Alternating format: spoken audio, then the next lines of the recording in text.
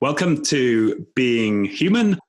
This week's guest, Luke Hohmann. He's the founder and CEO of Coneneo and the co-founder of Every Voice Engaged Foundation. Luke, welcome to the show. Oh, thank you so much, and thank you for having me.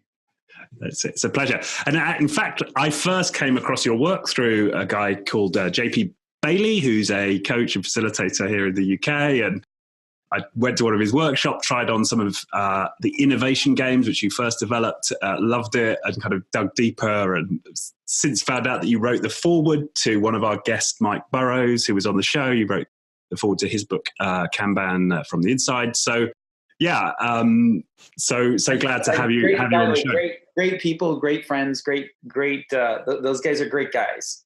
They're just great people. So it's nice to be in their company.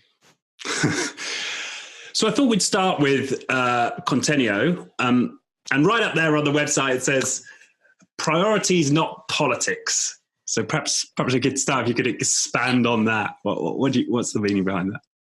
Well, a lot of organizations get stuck in creating inadvertent structures that motivate what I would call political behavior as opposed to a statesman. So if you look at the definition and how we think of the word politician, especially here in America, we tend to associate a negative view of the word politician.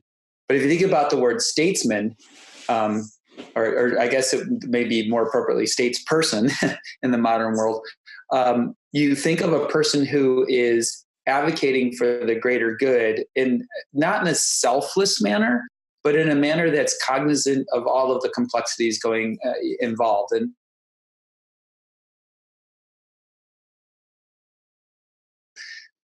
one of the things that happens in organizations is that we create structures that kind of promote political behavior. And what we really want to know in many organizations is, what are our priorities? How are we budgeting for our priorities? Are we aligned on our priorities? Are we working together as a team? And you see this manifested, it doesn't matter in some ways what agile method you're using. All of them have the notion of a prioritized sequence of work. Some of them call it the backlog. Some of them call it the Kanban system. But no matter what you call it, there is a prioritization to the work. And helping people align on those priorities and figure out those priorities in a way that is statesmanship as opposed to politics is what we want to try and help people do. Okay. And so what is it so what's the characteristics of a great statesman then in that context, or a stateswoman? Well, there's a couple. Like, for example, one characteristic of a great statesman is there's a great quote by James Barksdale in the Silicon Valley. And his quote is, as long as we're using opinions, we might as well use mine. And he's the CEO, and he wasn't saying, I'm going to be a command and control freak. He's like, look, what data do you have to help make this decision? And so I think that in one step organizations need to take is working towards a decision based on economic and what I would call rational thinking. So I've got a list of ideas. They're just raw ideas.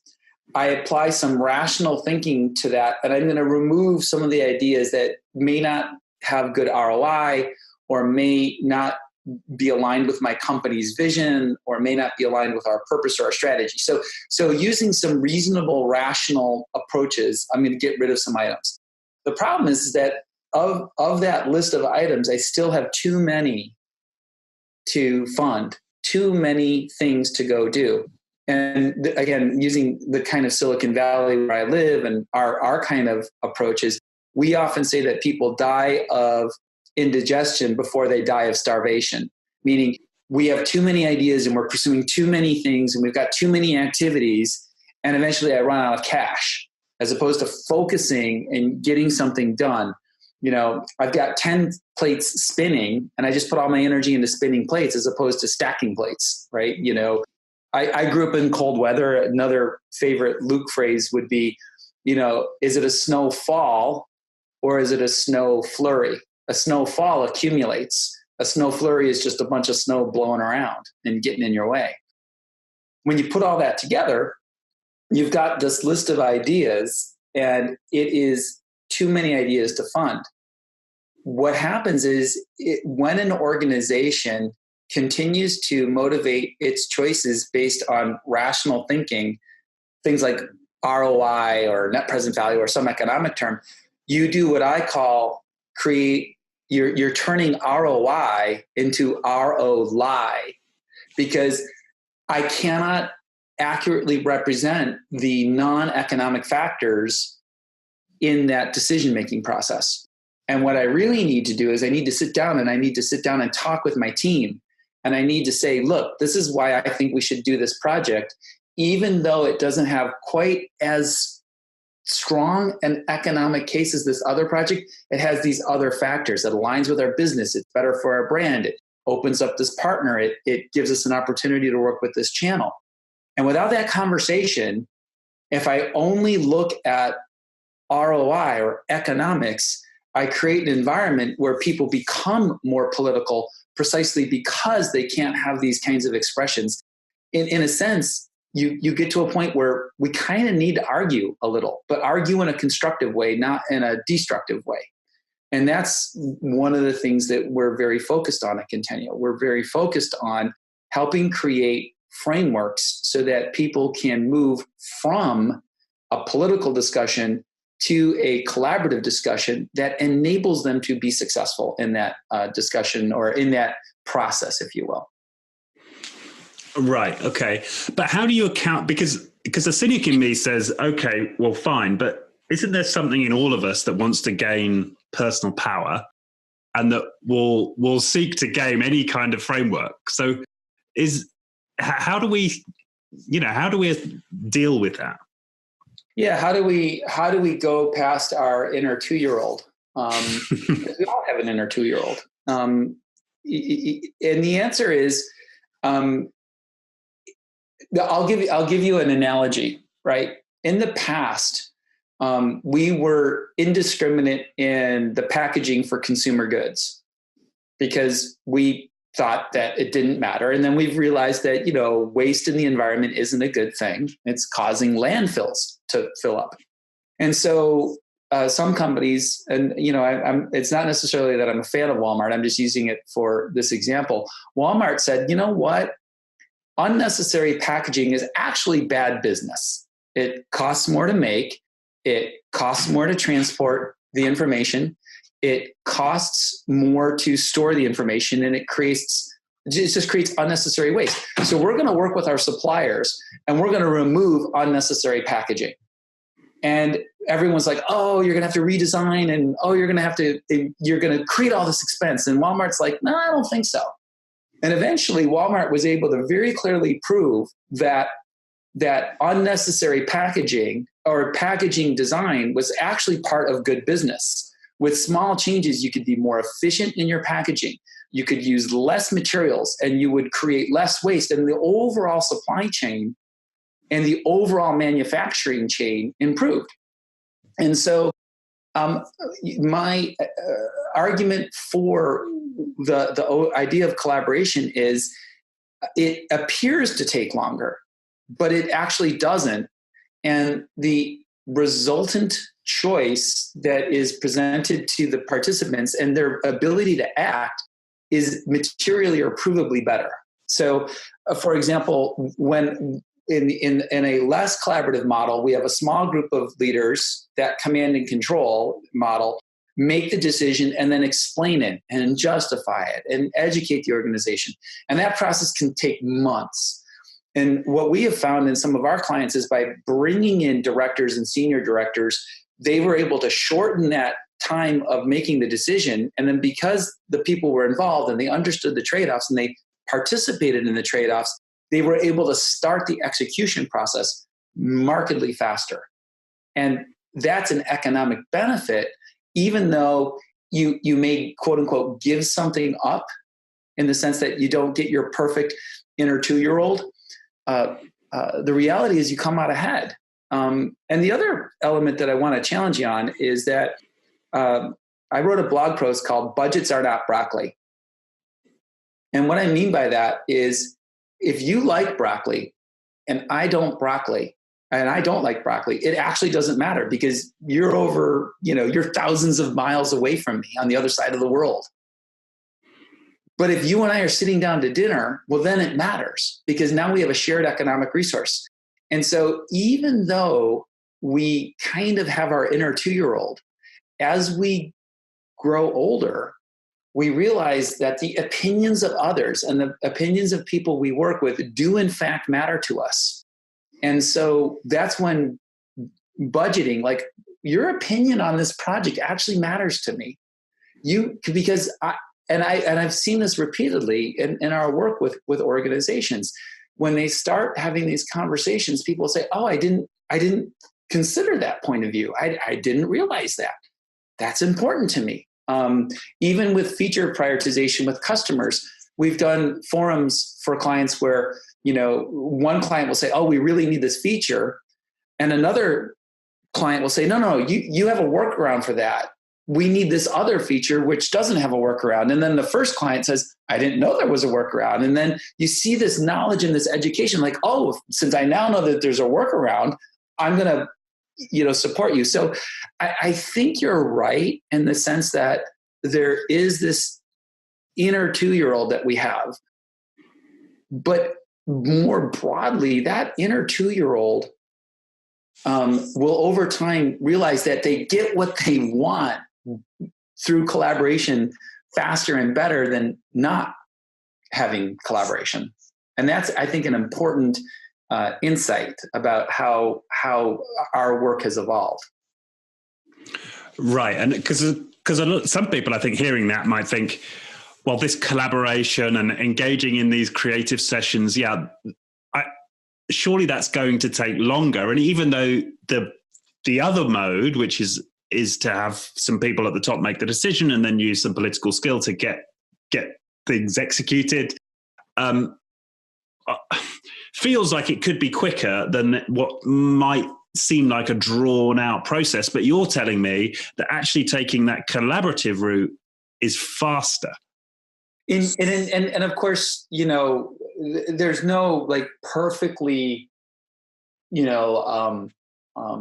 there's no perfect universal response to this question of when is collaboration better or when is it faster. I mean, if the building's on fire, we're not here to sit down and collaborate. We're here to you will want command and control to get people out. In our philanthropic work, we found that when people through collaboration become self-aware that they're not skillful enough to solve a problem, they will voluntarily seek to engage experts or subject matter experts who can guide them.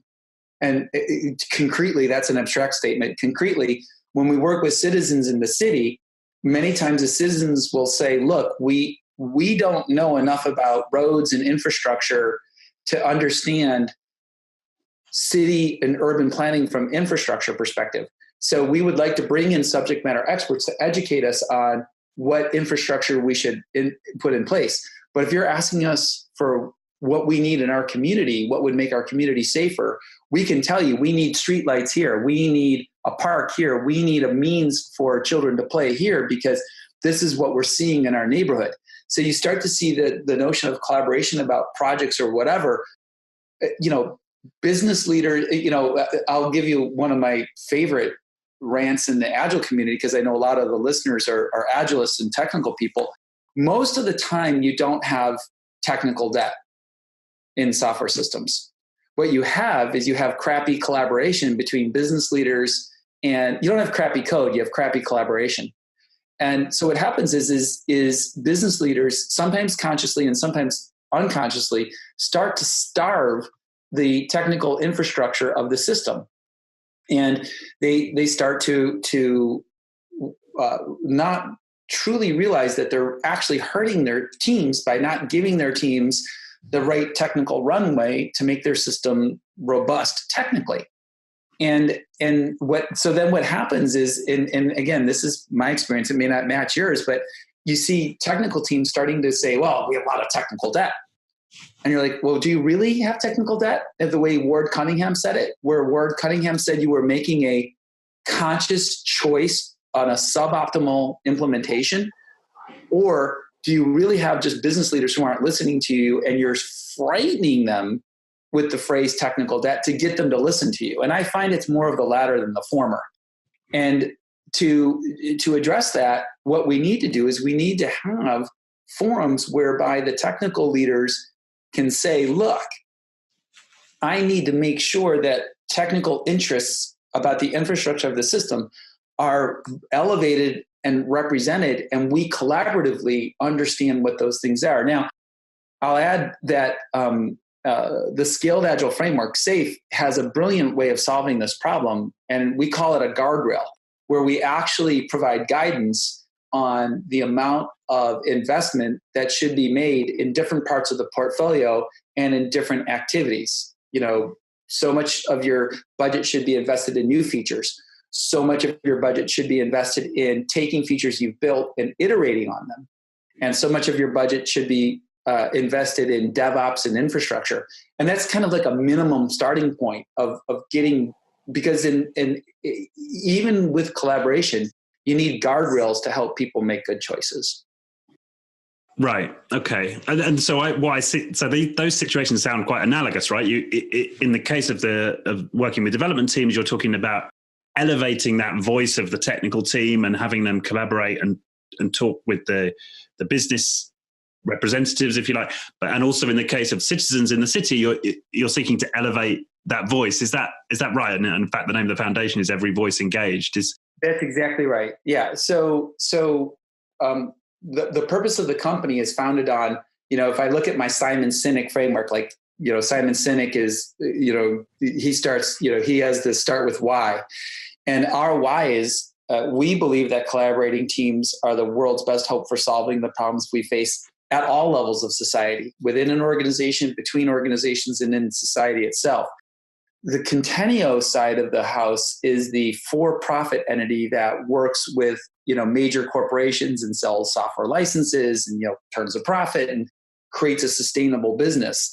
The non-for-profit side is Every Voice Engaged Foundation, which just so happens to use this lovely software to provide philanthropic solutions and philanthropic mechanisms for helping people be successful. And so they work kind of hand in hand. Some companies use the Salesforce 1% pledge, which is pledging 1% of their time, their profit, and their it's time. I forgot the money, but it's like I'm going to pledge 1% of my company's time, 1% of our resources, and 1% of our other thing, which I can't believe I'm forgetting, to philanthropic causes. We chose a slightly different model, but nonetheless, the underlying meaning behind those things is the same. Okay, and then so to give people listening a flavor of how you approach that collaboration differently, what are the key aspects of your frameworks or your approaches that marks you out? Well, you said you took JP's class, right? I took an evening. He did a meetup and he gave us a few tasters of his games, which I then went on to use, I must say, with clients. So, good. That's good. Yeah. So I would suspect that one of the things that he talked about was the idea that, and this again is another Luke phrase, a meeting starts with a time, a collaboration starts with a goal. So we tend to look at what people are doing and we're trying to say, well, what is your goal? And if you think about design thinking, you'll find that, there's kind of 5 phrases, right? I want to align people at the start of the project on what we're trying to accomplish. I often need a phase of divergent thinking to explore the problem pace. I need a phase of sense making to take sense of the problems or the solutions or the insights that I've had and start to say, well, what is this? Is this a good idea? Is this a bad idea? Is this something I want to do? Or is this something we want to defer? And then I need an act of convergence or prioritization. And then once I have that, I want to be able to execute. And then, of course, using agile techniques, I want to engage in a retrospective process to say, how am I doing relative to the goal that I achieved? Sometimes the retrospective might be as simple as a financial thing, like, did I make profit on my idea? And sometimes the retrospective could be based on, the team itself. How is my team doing it? And through any of the agile, hundreds of agile retrospective techniques. So in terms of answering your question about how do we start, we always start, whether it's philanthropic or businesses, what is your question or what is your goal and what are the actions that you intend to take?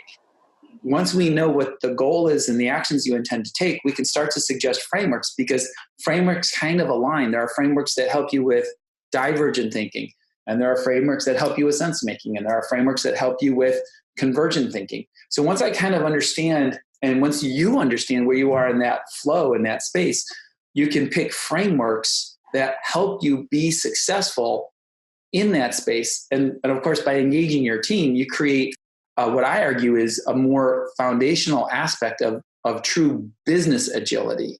Because with business agility, I'm able to make a more confident decision faster. I'm increasing confidence. I'm increasing engagement.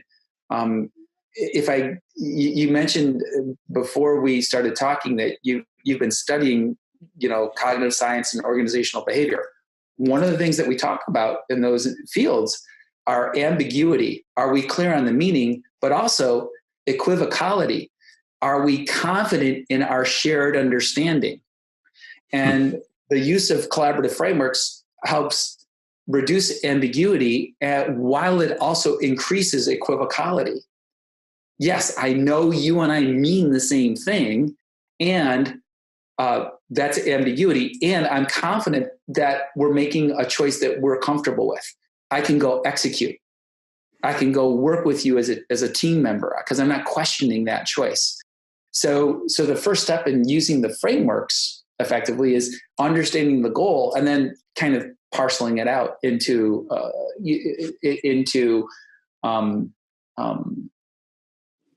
the right set of actions to take. I can elaborate on that in a little bit, but let's see what the next question might be or where you might want to go with that. Yeah, well, I suppose, so where I went with that is, so what it seems to me is you're providing greater clarity amongst those engaged in the process. And when I compare it to something which is more political, the leader might come and they might give their presentation and they might take a few Q&As, let's say in a process, and they might come away with some kind of sense of whether or not it landed or whether they've got the buy-in. But this gives a much richer data set, right? And having looked at some of the demos of your engines of actually where people are at. Absolutely. We did a project for, you may be familiar with the company PayU. They do payment processing in Europe. And we helped them with their 2018 priorities. And I want you to imagine in your mind's eye a room of 42 leaders, directors, senior directors, vice presidents, managing a, very large, tens of millions of dollars of budget. I think it was about $80 million. So it's a big amount of money. And how do you actually get people aligned? Well, in our model, what we did was we had each group do a forum. So each table did a forum using the Weave platform to get that table's perspective.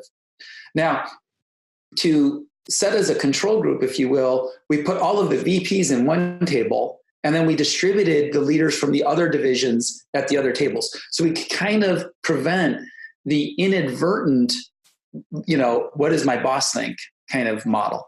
So now we have 6 independent forums prioritizing the list of items. And keep in mind that every item that was going into that session was already evaluated for ROI. Every item already made the cut as being acceptable, but there were still too many. 2 hours later, we hit a button and you could just see a readout. Here were the items that were fully funded by all 6 tables. Here were the items that were fully funded by 5 tables and partially funded by 1 table. And it doesn't matter which table partially funded it. When you look at that first set of items, we had the first 12 projects or so clearly chosen by the group. Because if 5 of 6 tables independently operating in the room think that it's a good idea, it's a good idea. That's where you start to remove those politics and you start to look around the room going, wow.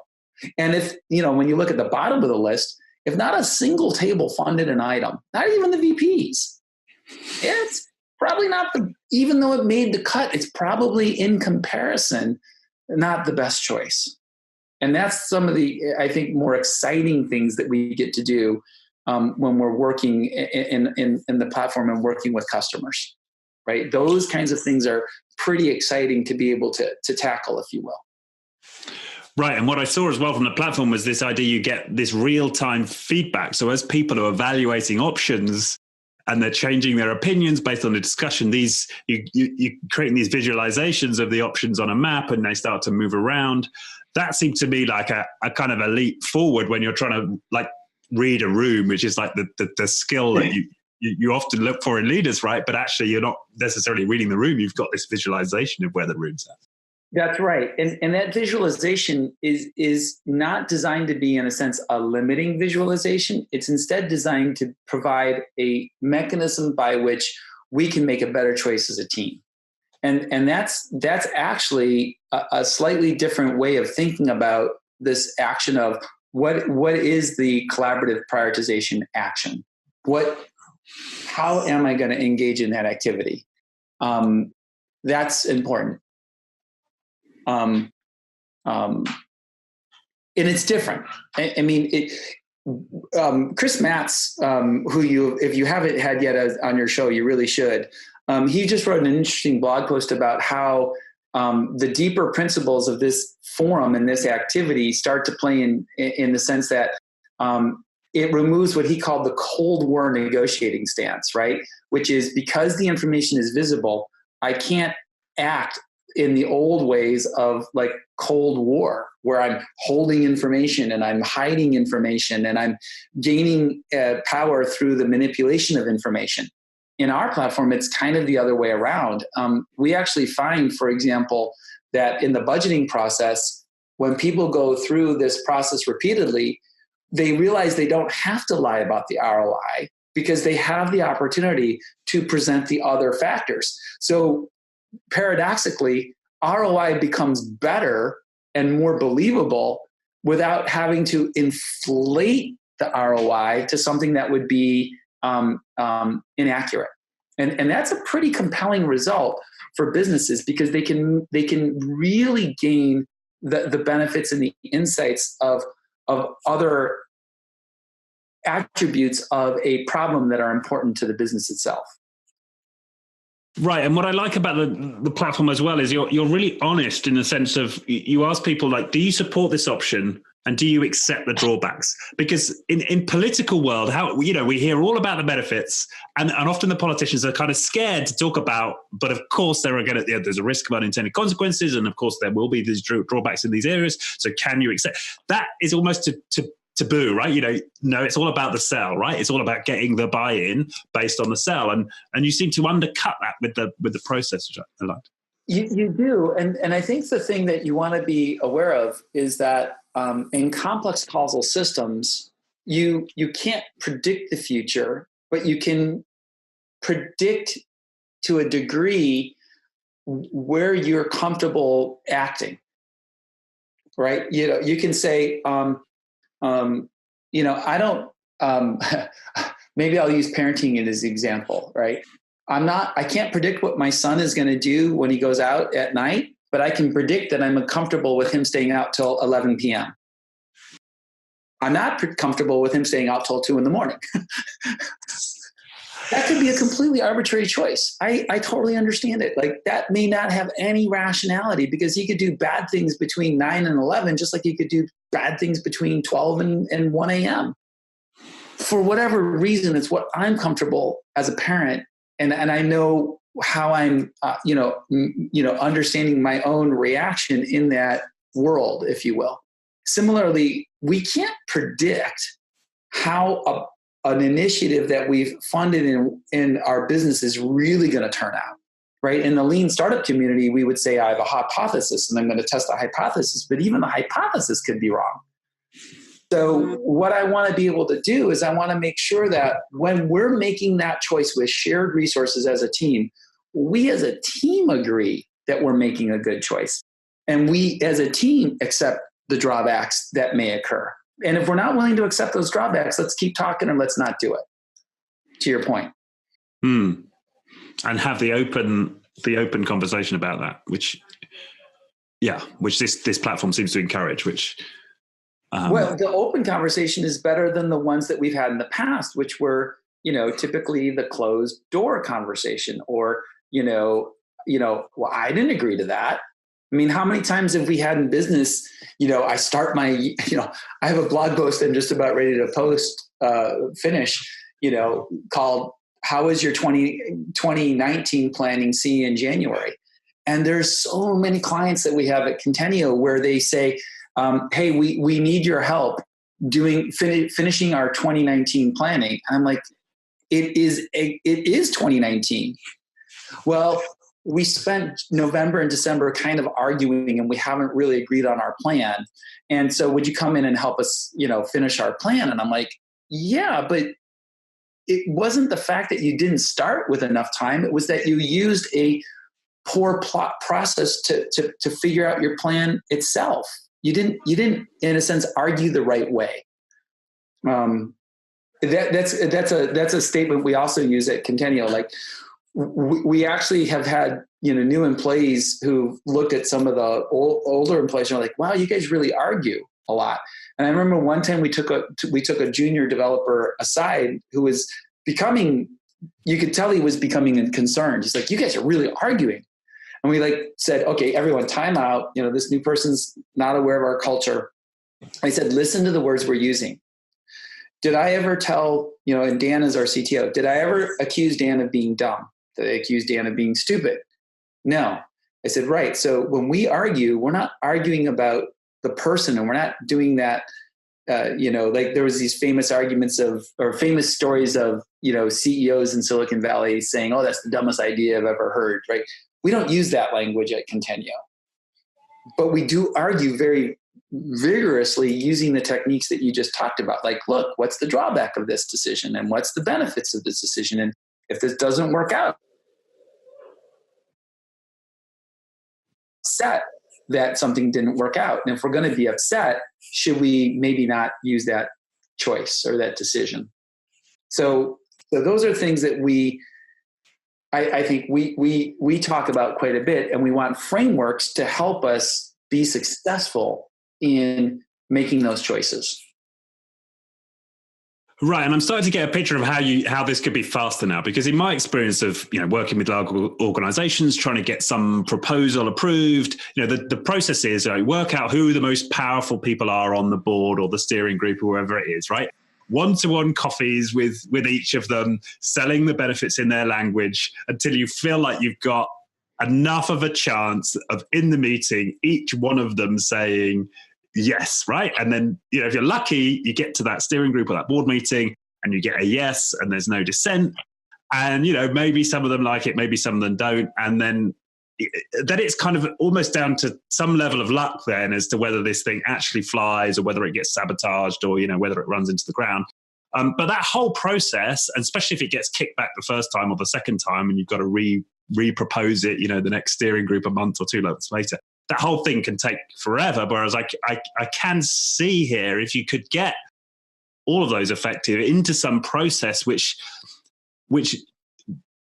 had some efficiency to it, right? Because the fear would be that if you get into some consensus-driven approach, that it might drag out. But if you can get some efficiency to it, that you could actually very quickly move through the process and get a better result at the end of it. Right, and so let's look at two sides of the same coin, right? There's this when I think about the Collaboration Act, right? We actually think about multiple dimensions, like what's your goal? Then we think about who should be involved. Like, for example, if my goal is to understand what my customers want, I should go talk with my customers buy a feature. If my goal is to understand what my funding priorities are, I should bring my internal people in and I should use the same framework, but I would call it fund a project, right? The collaborative participatory budgeting is the same technique. I just have one audience being customers and one audience and one content and one audience being features with customers, and the other content would be projects, and the audience or the participants would be my employees. So I think about what's my goal? What's my content? Who should be involved? And that who could include what you just said is what I would reframe that language is stakeholder mapping. Who are the stakeholders? And in the old world, the reason we did stakeholder mapping was for the political purpose that you just talked about. Who do I get involved in? Who influences who and how do they understand? And I'm doing it from this world of I'm trying to be the puppet master, controlling who is going to say who. Like, oh, if I take Sarah out to lunch, Sarah will say something positive to Ming, and Ming will talk to Satish, and I'll get what I want through this kind of complex, game of survivor, ethics, if you will. In our world, we're going to say like, okay, who are the people who are affected by the decision? Who can contribute to that process? And sometimes people have said, oh, Luke, are you saying that, every single person should always be included in every single decision? Of course not, right? Of course not. If I'm talking about the infrastructure of our software system, I'm not bringing in the Coneneo administrative assistant who helps us run our business. She's wonderful, but she's not relevant and can't contribute to the subject matter.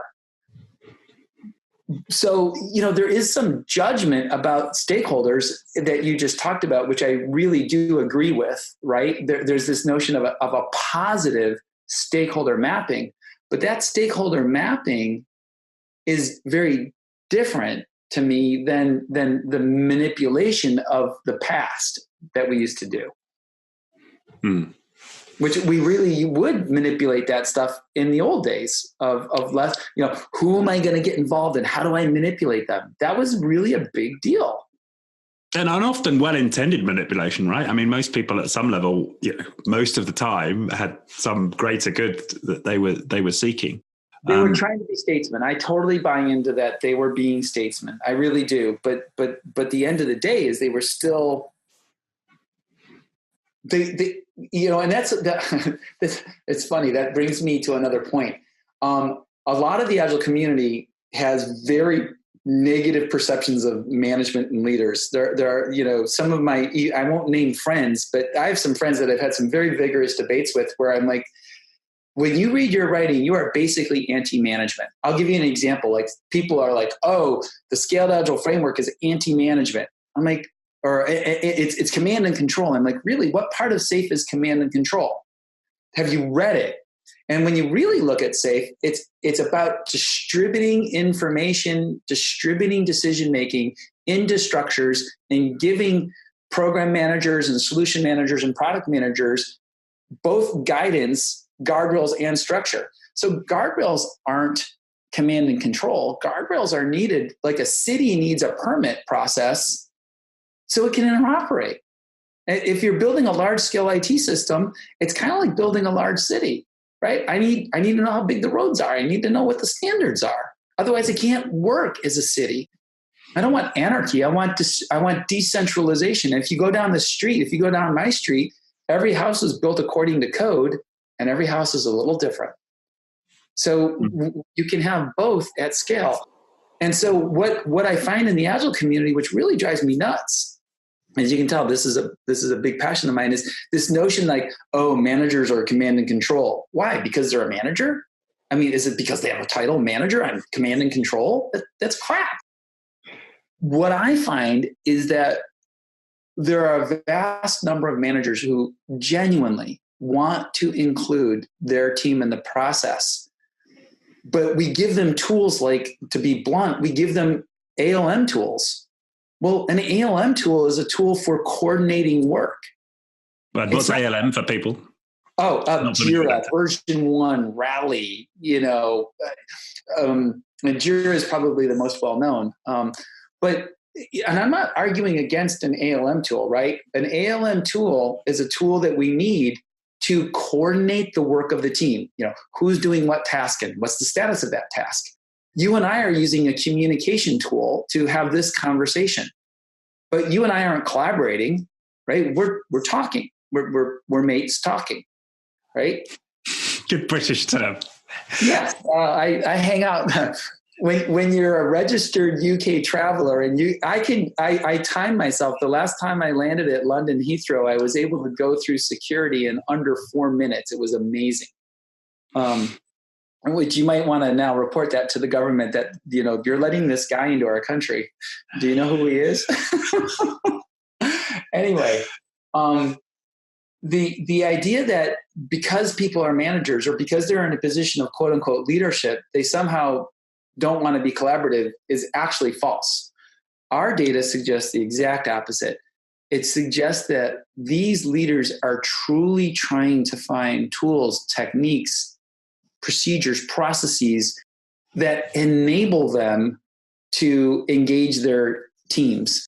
And what they lack are tools, because what we give them is we give them something like Jira and say, oh, use Jira to be collaborative. Well, you can't use Jira to be collaborative because it's not a tool to be collaborative. And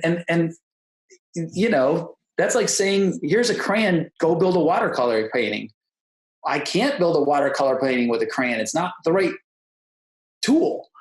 And for our non-technical audience, so Jira is a system for managing tasks. It's not, as you say, it's not necessarily designed for sort of high bandwidth collaboration.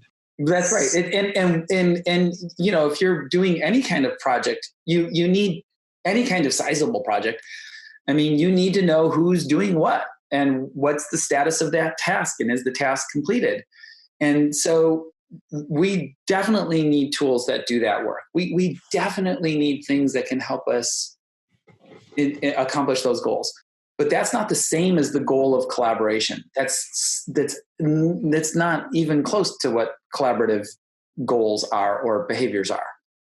And when we confuse them, I think that's when we start to get into trouble. When we assume that a tool like a Jira or something else is going to give us this collaborative ability, that's when we often get into trouble. That's my experience. Okay, so you've described these frameworks, but often these frameworks are games, and that's how I know you. It's you're the games guy, right? You're the prune the product tree or cover story or whatever it might be. You've written the Innovation Games book, which has, for people listening, it's a marvelous set of games you can play for orchestrating this type of collaboration. So how could we best bring to life what a process like this feels like? And then for people who are like, God, that sounds kind of weird or scary, how can people kind of get over a sense of concern about how this would go down, with their team? Well,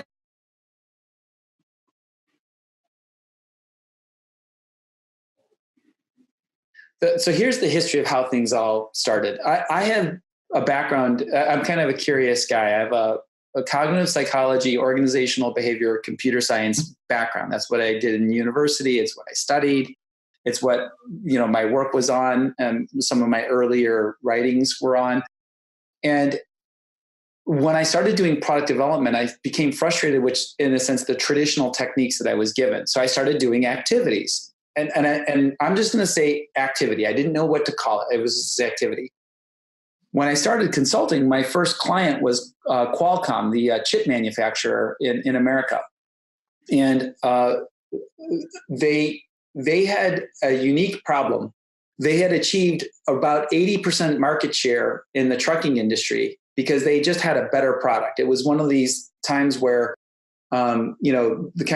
they had such a breakthrough innovation that they just kept selling it for years and growing their market. And they were basically making and selling the product.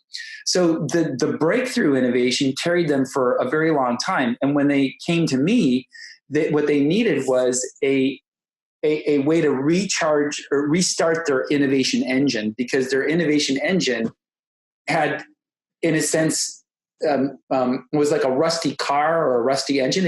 It wasn't used because it didn't need to be used. The initial breakthrough was so incredible. So I said, well, we have to start talking with customers. And how do we do that? We don't really have, an experience of talking with customers. And I simply said, I have these activities that I do with customers. Why don't we do some of them with customers? Product box, speedboat, things like that. And this was way back in October of 2003. And after that first session, Joan Waltman, the head of the division, came to me and Joan said, well, that was amazing. We got all these innovative ideas. And I said, yeah. And she said, it was so fun. It was like we were playing games.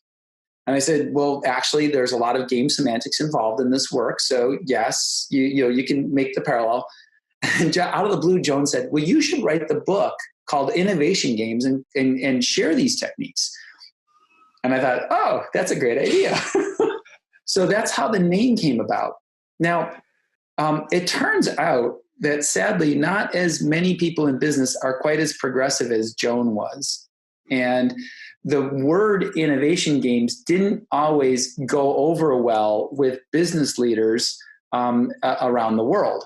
Many business leaders have less than favorable connotations of the word game. We don't play games here in business, and we don't. So I can make a perfect mapping between a game and a framework. But in reality, using the word framework opens up the techniques to a wider variety of applications.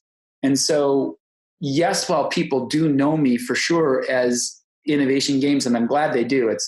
I'm so glad that the book was written, and I'm so glad it's had such a positive impact in the communities we serve in the world. I do use the word game and framework synonymously, and we've kind of adopted the word framework because for most organizations, it seems to work better with the executive teams to call it a framework instead of a game. Okay. And again, so to bring a framework to life, what's a good example you can use just to sort of walk somebody through what a session like this might look like? I think it might be valuable. So let's say, let's start with, let's say that, again, we start with a goal. So let's say that my goal, right? Well, in fact, I'll speak very candidly because I drank my own champagne. So I am planning an innovation game session for my customers in January. We have a process whereby about once a year, sometimes a little bit more frequently, we bring our customers and we partners together and we play games. Now, because it's our people, they know that we're playing games. And so I'm preparing a session where I want to confirm that our marketing messages and the roadmap that we're creating aligns with what our customers perceive as their ideal state for our product. So I've got Weave, and I've got a bunch of companies using it, BMW and Cisco and Salesforce and PayU and Reed Elsevier and people like that.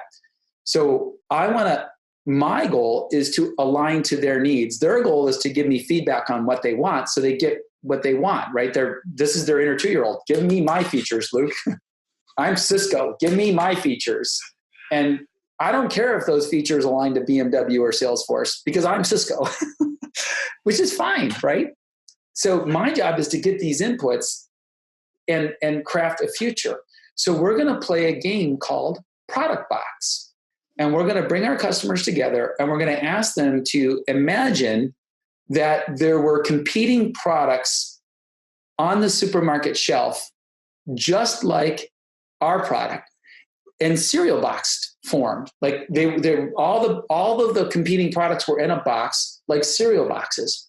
And what we asked them to do is we asked them to build their ideal box, the box that they would buy, and then they sell it back to us. So we invert the relationship. Instead of me selling a product to my customer is creating their idealized version and selling it back to me and to the other customers in the room. So I can gauge the other customers' reactions. What did they like? What did they thought was cool? By doing this, we gain deeper insights into what our customers want. We have a collaborative discussion because customers can choose to build their box with other customers.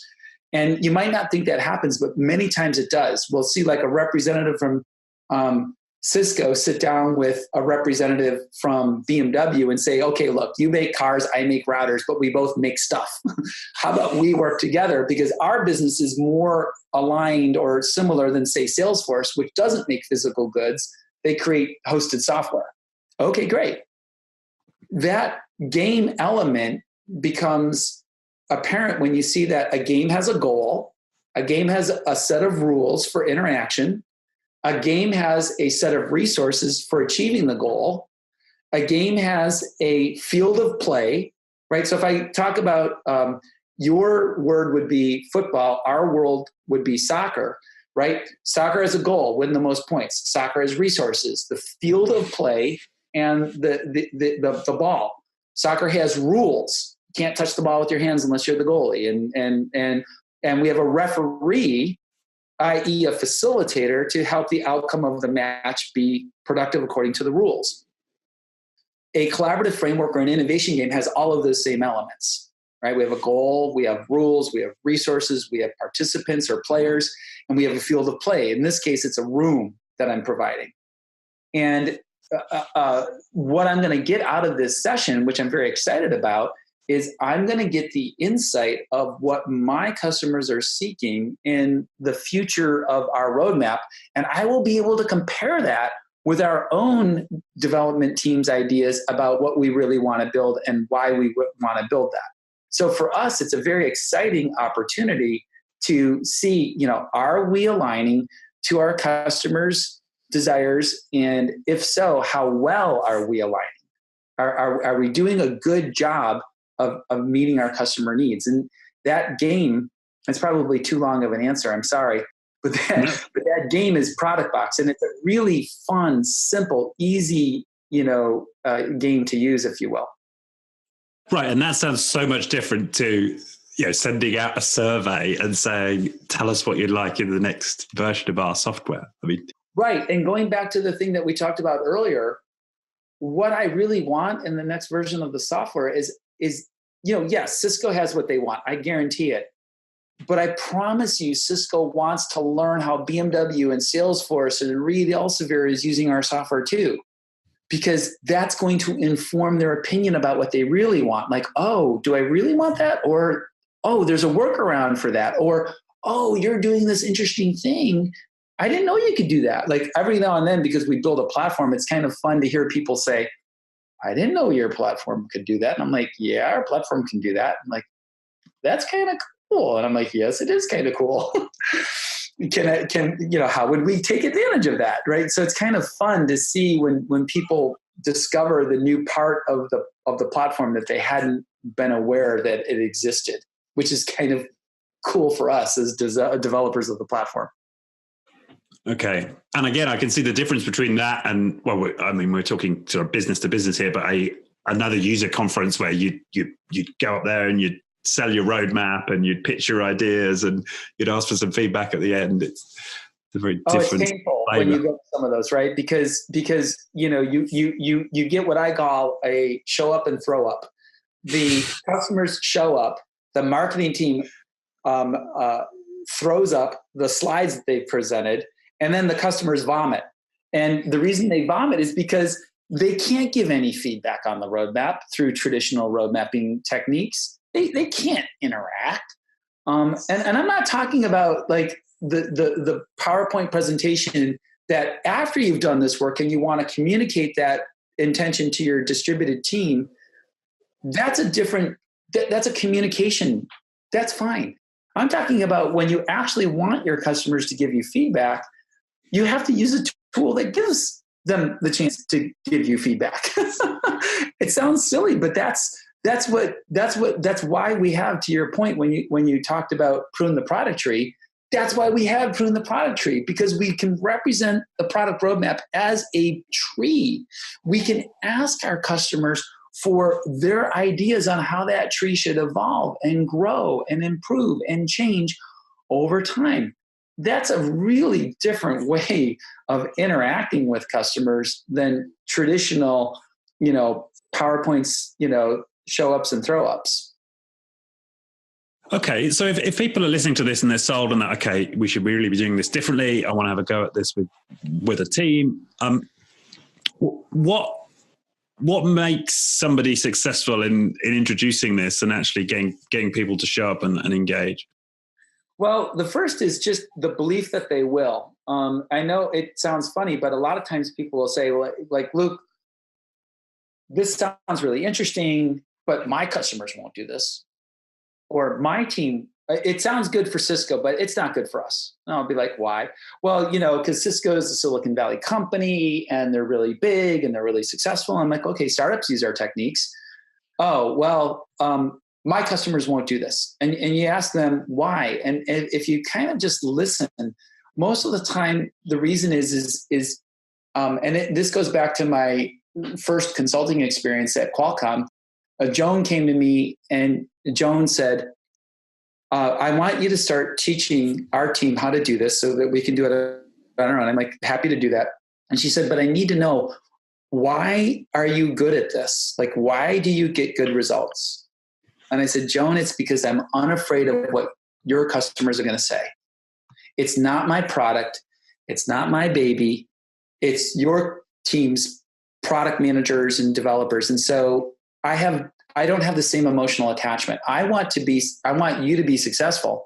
And if the feedback that we're getting from customers is something's wrong, it doesn't affect me emotionally the same way it affects your team. I'm unafraid of what your customers are going to say. And she said, oh, that's really good. So one of the things that you really want to work on is you want to develop comfort that when people give you this hard feedback in these techniques, they're actually giving you feedback that you need to hear and it's in the best of intentions. Now, that said, people will say, well, Luke, you're doing this customer event. Are you going to facilitate your own sessions? And the answer is no. I'm not. I'm too emotionally tied to what people are going to say. I'm going to be in the room and I'm going to be listening, but I can't facilitate that. I can't do that work because I am still too emotionally connected to my own products and services in a positive way. I'm going to listen to the things that I know that our software isn't perfect, right? We've got some things to fix. I got that. And so I think one of the simple answer to your question is the first step is being as trite as it sounds. It's in a sense being unafraid of what your customers or your stakeholders are going to give you feedback on. How do I create an environment where I feel, I don't want to use the word safe because I think it implies the wrong meaning of the word. They're going to feel safe to give you feedback. The question is, are you going to feel safe to hear it? And are you going to remember that even if that feedback is really hard, your customers are giving you that feedback because it's in their own best interest to give you that feedback. And they want to see you improve because they want to improve. So I think that that's part of the process of getting started is, and when I say customer, I also mean stakeholder. It doesn't matter if you're doing something internally or doing something externally. I think it's really important to know that feedback exists. And that feedback loop is intended to be something that helps you grow. But that doesn't always feel that way when you're getting it. Right. And I can also see where if you feel like you're not in a position where you could kind of take that directly, then getting somebody external or slightly removed to run the process, it makes a lot of sense. Yeah, that can be really helpful. And it's surprising. And then, the other thing is that I remind people, and this would be the same for like DevOps, for example, right? You read these stories in the development community, and for the non-technical people, DevOps is the term that software companies use to talk about the efficient deployment of software into production. And it means a lot of things, but that's a not unuseful summary, if you will. When you read stories about DevOps, it's kind of like reading a story of an Olympic high jumper, and you're just trying to understand, how to do the first step. People don't have to be perfect to get started. And I think that we've got around the world, we've got a culture of perfection, which says if I can't do something perfectly the first time, I don't want to really do it at all. And that's not at all what we're saying. In fact, one of the things that's really important about innovation games, and it's something that's really different about innovation games, is that any normal person can pick up my book and read it. if you want to try these techniques, get my book. I promise you, you won't even have to email me. There's enough content in that book where you can try it. Now, if you want to produce a crazy thing, well, sure, you need some experience, but you can get that experience. You can build that experience within yourself by using these techniques. And I think that that's one of the things that is not great in the Agile community, and it's not great in the market research community either.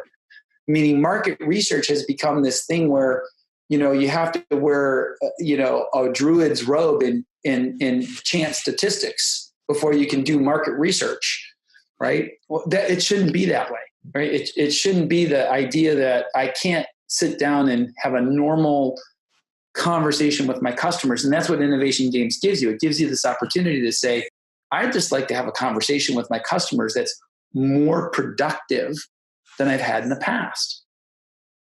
Yeah.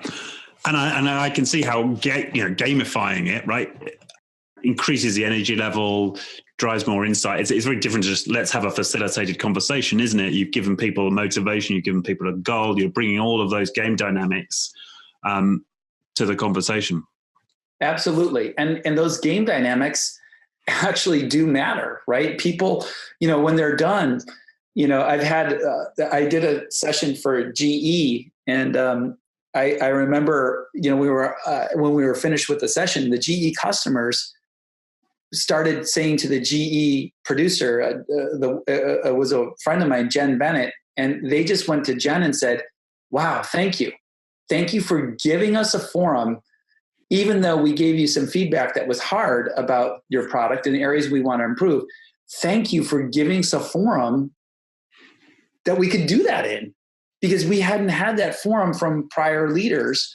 And we're really happy that you did that. And I think that that's sometimes lost, is that these people really do want to have that conversation with you. And if you give them the chance, they'll be very happy that you've done that. They'll be thrilled. They'll be overjoyed that you did that. Hmm. And I don't know if this is your experience, but so one successful game type scenario that I used was with Lego Serious Play, which is where you use Lego to explore. In this case, it was design, and I was building a vision for this big change initiative with the client. And what I found with that experience was that there was an individual who we worked with, and she would not engage with any of the other techniques, but there was something about that exercise where it was creative. She had a space to express herself in terms of her contribution to this vision in a way that just didn't happen through any other means. And I don't know if you find that with the games, that it draws almost any character out, right? Well, so let's think about the word game, and let's remind ourselves that game and framework are the same thing, right? So no one who has used Lego Serious Play would say it's a game, like it's silly. And I had this experience, when my children were younger, because they know what I do. They know I play games. When they were like in third grade, and they said, "Dad, did you have fun at work today?" Because in their mind, they were thinking, Dad got to play games at work. And I said, well, and I realized in that moment, I'm like, I said, yes, I had fun today, but your meaning of the word fun and my meaning of the word fun is different. The meaning of adult fun at work is I felt engaged. I felt like I was contributing. I could see a material result, which is different than I'm being silly, or I'm, but now to be playful is the same cognitive brainwaves and structures, but the outcome for an adult is very different, right? When I say I had fun at work, I don't really mean I was running around on a scooter, although I might. What it probably means is I had a sense of accomplishment that was profound and useful. I was engaged. I was heard. I was trusted. I was whatever all those things are that I would feel are associated with the feeling of play as an adult. Now, going into that world, back to your example of the woman who engaged, when I step on I'm going to switch for a second, so stay with me. When I'm outside the lines of the field of soccer or football, I can touch the ball with my hand. But when I step inside the field in the pitch, I don't touch the ball with my hands. It's because I feel that I'm in a new space. I am a safe space. I can behave differently. And what you really did was, for that woman, what you really did was you created a space where she could step out of her normal operating model and behave differently. And in that particular space, she could behave as she were the creative, expressive person that she really is. And the profoundness of this is, for example, Société Générale, the bank in France, they have a room with innovation games and materials. And Rackspace has what they call reactivity rooms, where they have the materials. And what this really means is companies who say, I'm going to be having creativity everywhere, will guarantee that they have creativity nowhere. Because creativity is a space that I need to enter, mental and or physical. And the reason we create physical spaces for creativity is because being in a physical space can help me assume the mental space. It's why writers go to the cabin to write. It's why writers have writers' workshops. It's why we go to a conference to learn something that I could kind of perfectly well learn by listening to the conference at my desk. Well, at my desk, I'm not in the space of learning. And when I mean space, I don't mean just physical, although I do mean both physical and mental.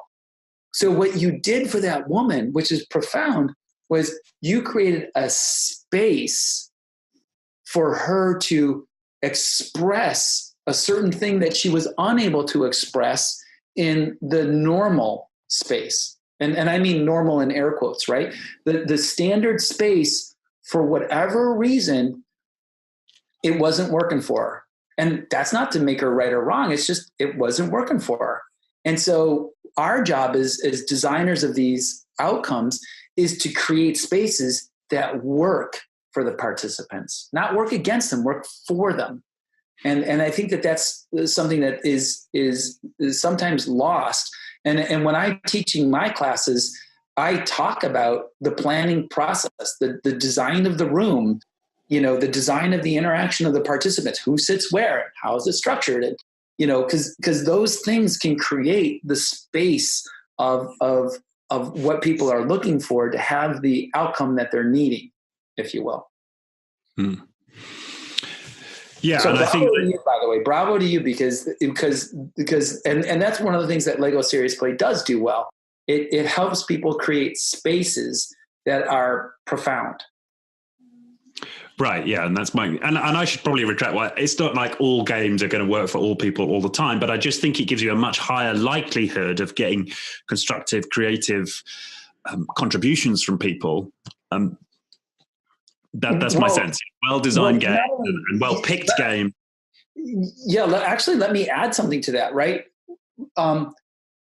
Jane McGonigal is a great game theorist, and one of the things that she points out is we play games until they become boring. Right. So the games that endure are the games that, from the content and the rules perspective, tend not to be boring. So concretely, one of the games in the Hohmann household that we love to play is Scrabble, because it's a game that's got fairly simple rules, but it doesn't become boring because the combination of luck of the 7 tiles that you draw and the fact that you're testing your mental model and mind about how many words you know and how many, it's a very durable game, right? So, other games, they don't have the same staying power, and that's okay. And so, for example, let's think about games as retrospectives for the Agile community. When starting off with the basic retrospective technique of what should we continue and what should we change and what should we stop, man, that's awesome for an Agile team. But any Agile coach will tell you that after a few months of that, the team is like, really? Like, are we going to do the same retrospective again? Like, are we seriously having scrambled eggs for breakfast again? Are you kidding me? Right. And so that's where the Agile coach says, well, let's try this new retrospective technique. And that's not a flaw. That's just humanity being human. I'm bored. I've done the same retrospective technique. I got it. Can we try something else? So you're laughing, but what I'm saying is deeply true, because that's how it works. Like literally, that's how it works. Right. And I could also see here, there's a sort of a skill here that one develops, almost the games master. Over time, it becomes an art of choosing the right game for the right context. Absolutely. In fact, one of the things that I've talked about in prior work is that let me just grab something here. But I've said that one of my goals is I know I will have been successful when I see that organizations create in the world a new executive position that I'm going to call the Chief Gaming Officer. And the Chief Gaming Officer of the corporation is equivalent to any other senior executive position, like the Chief Financial Officer or the Chief Marketing Officer. And it's the person who says, we're going to make sure that our organization are using serious games, i.e. collaborative frameworks, to make our organization more successful. That's my job. My job as the Chief Gaming Officer is to ensure that our organization is going to be successful. And if we can do that, then, wow, we will have created a profound change in the world. Right. And that sounds a lot more fun than the Chief Frameworks Officer. I know that you wanted to rebrand to Frameworks, and I feel like all we've talked about is games. And CFO's gone anyway, so it has to be a CGO. Yeah, CFO, yeah, the Chief Framework Officer. Are you Chief Financial? Well, it's not inappropriate to say it would be the Chief Financial Officer because of why do I do what I do? Well, it's because I believe it creates better decisions faster. Like, let's go back all the way full circle to how we started this conversation. You talked about alignment on priorities. The lean startup community talks about the biggest waste in the world is building the wrong thing. Like, we're so good at software development, at building stuff now, that the waste has moved from building things poorly to building the wrong thing. That's really compelling because what that suggests is that learning how to build the right thing, learning how to engage stakeholders, learning how to engage customers, that is the economic motivation that underpins why we want to collaborate. Meaning before we talked about starting our conversation, you were talking about like some of the people you've had on the show and some of the different, and I'm going to go back to my Walmart example. Like, this is good business. Like, collaboration isn't here to make you feel better. I mean, I'm glad it does. Like, I'm really glad that people who collaborate are happier. Like, I got that. And we do know that engaged employees are more productive. But I'm also talking about something deeper, which is, business agility means that we can make decisions and marshal and align our resources faster. That's profound, because that's where our organizations are heading. We are heading towards this greater notion of agility. Great. Okay, final question, Luke. I ask most of my guests. For you, Luke, what does it mean to be human? Oh, what does it mean to be human? I think you asked me that as part of our pre-work, and I don't know if I answered it or how I answered it then. So I may or may not answer it the same way now. What does it mean to be human? Oh, wow. I don't know if I have a good answer to that. I think it's a complex set of wow. What does it mean to be human? You're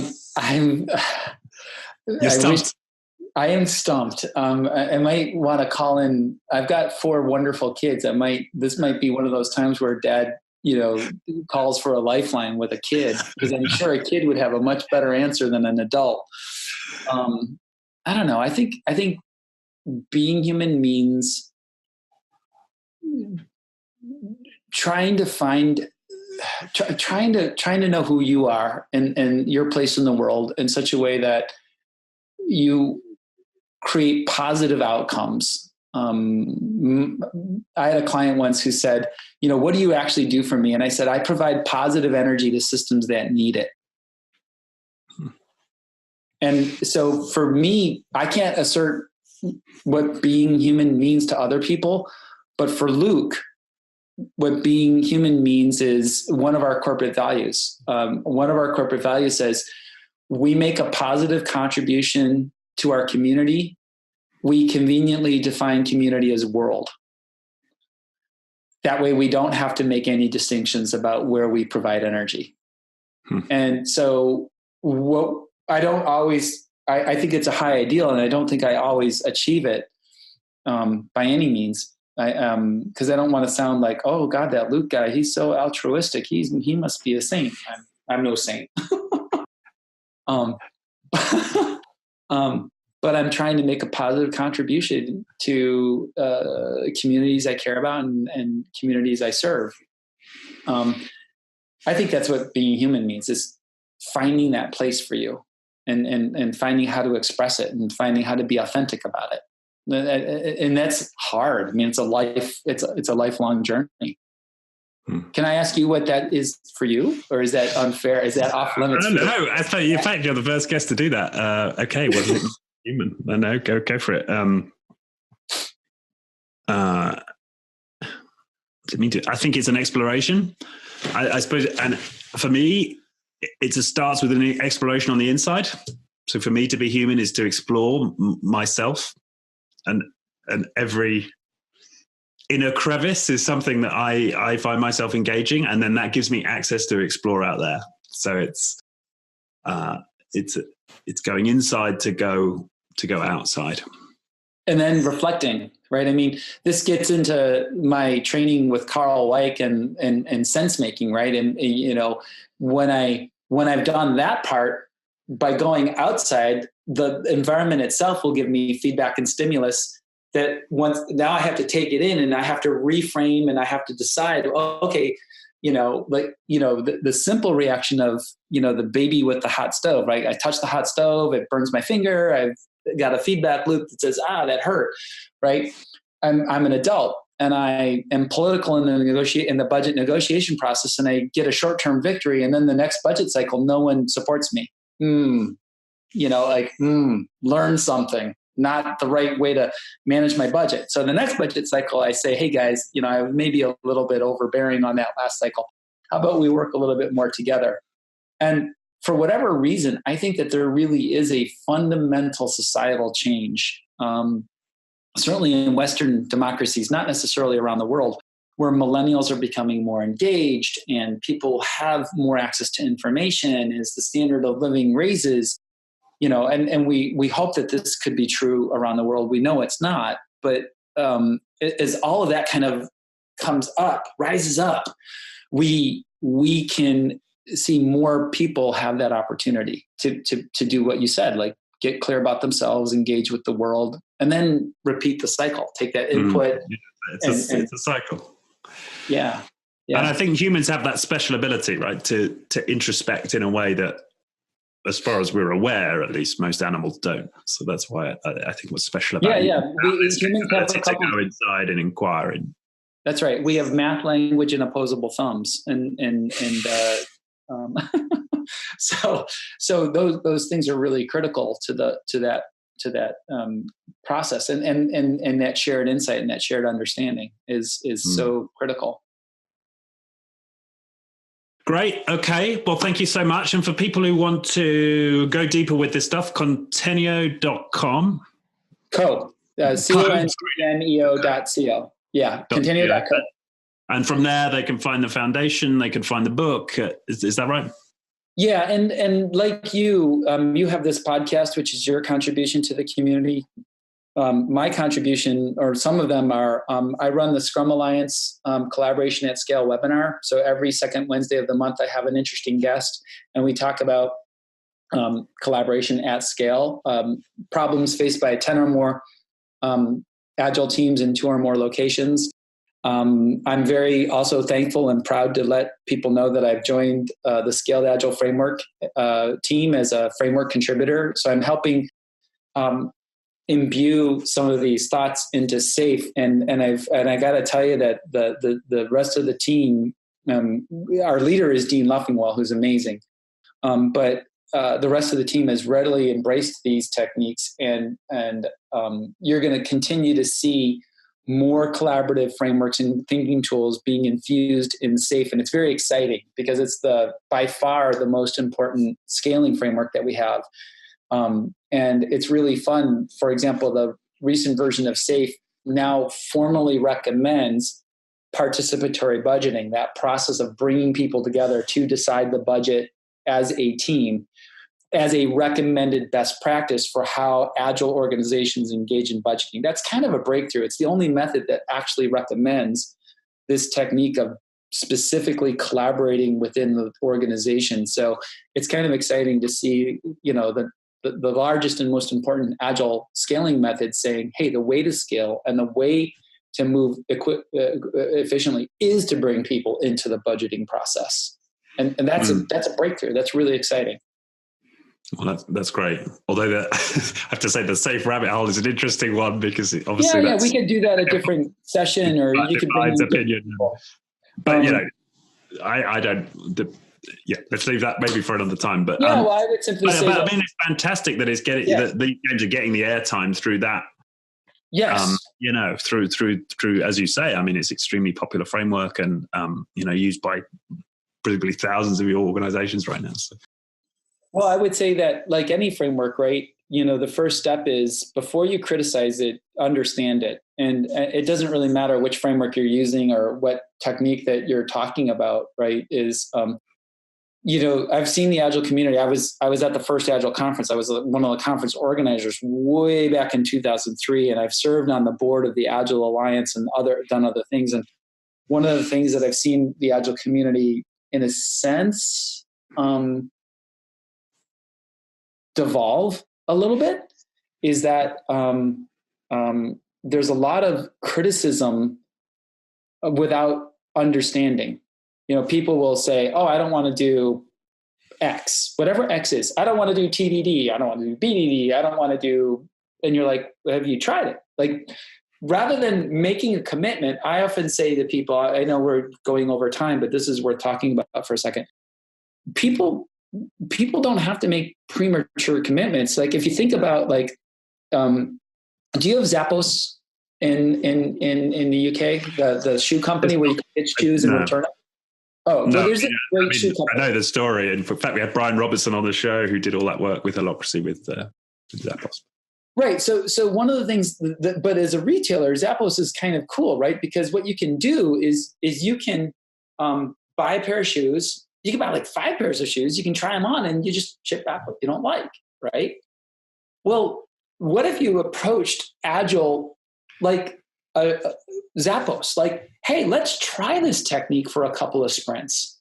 If we like it, we'll keep it. If we don't, gosh, there's probably another one. So why don't rather than saying TDD or BDD or SAFE or participatory budgeting, it won't work for us.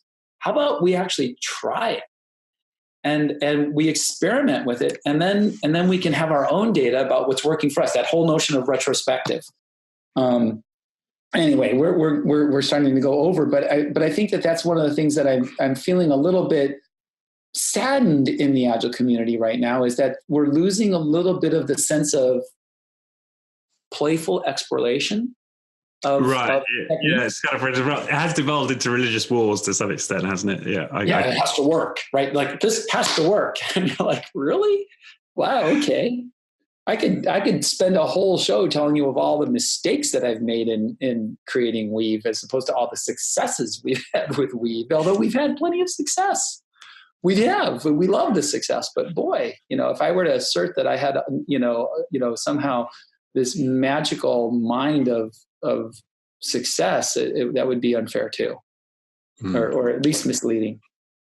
The phrase I most like with regards to that conversation is from the 12-step community: take what you like and leave the rest. Yeah. So every 12-step meeting, that's usually said at some point. So I think there's something in there, that playful exploration. Take what you like, leave the rest. That's right. Okay. thank you so much for inviting me and hosting me and having me on board. It was really nice. Great. Oh, well, I definitely could now consider you a mate, Luke. Oh, well, I like the term. And it is a good term, right? It's a nice term. Nice term. Okay. Thank you so much. I know it sounds like you've been up already for several hours, so you're probably ready for us. Oh yeah. I'm a non-normal developer in the sense that I like to get up early and I like to, well, we have a distributed team, right? Even though Coneneo is a bit of a smaller organization, I've got developers quite literally around the world, Germany and across America. And so, we do, use tools, some communication tools like this, and some coordination tools like our task tracking. And then of course we use Weave for ourselves, which we like. So. Great. Well, enjoy the rest of your day. Thank you so much. And until next time. Thank you so much. And we will hopefully get a chance to play together. I think it would be fun. Yeah, that would be awesome. Okay. Thanks, Luke. Thank you. Bye.